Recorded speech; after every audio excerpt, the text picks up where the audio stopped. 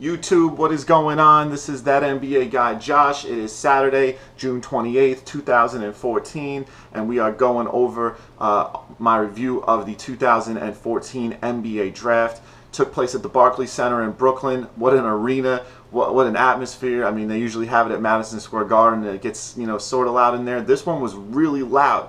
A lot of people, a lot of passionate fans, and I've always wanted to go to the draft, and I think next year I definitely will be making it back home to New York from Florida to go ahead and check it out and see what's going on. Now, overall, it was a fantastic draft. This was by far the best one since 2003 when we saw LeBron, Melo, Dwayne Wade, Chris Bosh, and a number of other players go in that draft.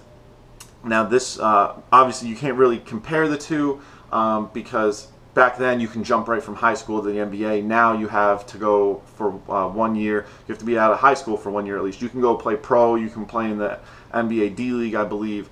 But you're not allowed to go right from high school to the NBA. So all these guys are a little bit more polished coming out. Andrew Wiggins, Jabari Parker. I think 1 year at college actually did them well. I'm kind of an old school guy, so I would like to see these guys go to college for at least 3 to 4 years so you can get better college matchups like back in the day when you had Iverson and Ray Allen and Kerry Kittles in the Big East like I grew up watching. But, one and done, it's not a terrible thing for the NBA. Or for college basketball for that matter. But, if the guys are ready to go, I mean, they're ready to go, and you really can't argue with that. There are a lot of players that are going to make splashes in the NBA right away. Let's start from the top. Andrew Wiggins is a terrific fit for the Cleveland Cavaliers. Now that they have Kyrie Irving in place, who's a phenomenal point guard, MVP of the 2014 All-Star Game. You also have Anthony Bennett, who was the #1 overall pick last year in the 2013 draft. You have Tristan Thompson, who I have a lot of respect for his game. Also, you have Dion Waiters, who can just light it up, and he is a fantastic scorer. If you can keep that nucleus intact and then hopefully get LeBron to come to the team, maybe this year, maybe next year, who knows if it's possible, or get a Kevin Love, or maybe do a sign and trade for a player like Kenneth Faried, DeAndre Jordan. If you can get a complimentary big man like that, I think this team is going to be making moves within the next 3 to 4 years. I don't think there's any way that they're not making moves. They're certainly going to make the playoffs in the Eastern Conference last year. No idea on how they didn't do it this year. The Eastern Conference was absolutely horrible. Definitely think that they were a much better team than Atlanta, but obviously, Atlanta snuck in and they didn't. But Andrew Wiggins, just his game complements Kyrie Irving. Kyrie Irving, great scorer, but also a great passer. Andrew Wiggins, terrific passer, terrific scorer. So, when you have a point guard that can shoot and pass, and then your shooting guard also likes to pass, it's like a duo that is very difficult to defend, even for the Miami Heat or the OKC Thunder or even the San Antonio Spurs for that matter.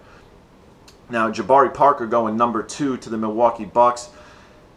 The Milwaukee Bucks fans probably are jumping for joy. They are thanking God that they finally have a player that they can latch onto that actually wants to be there. After the draft and the post-draft interviews, he was saying he wants to be a Bucks fan for life.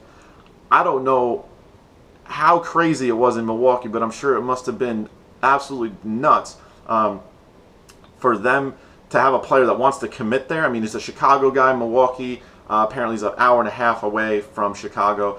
And it's great for this franchise. They have been just dismal for years. I mean, when's the last time that they were even good? They used to have Ray Allen, Glenn Robinson, but I mean, those teams didn't even do much. I mean, they went second, third round sometimes in the playoffs back in the early 2000s when they would battle the Heat, the Knicks, the Sixers, the Raptors. But they really haven't made any splashes. And the last good player that they honestly had was probably Ray Allen, and that a decent time ago. For them to get a player that's going to commit to them right away, you can't argue with that. Now, also, a topic that came up a lot on Twitter, on the broadcast, is the #3 pick to the Philadelphia 76ers, which is Joel Embiid. Now, a lot of people are hating on the fact that last year they took Nerlens Noel with the 6th pick. He didn't even play 1 minute in his rookie season. This year is going to be his rookie season, but his first campaign, he was injured the entire time. They got slack for that.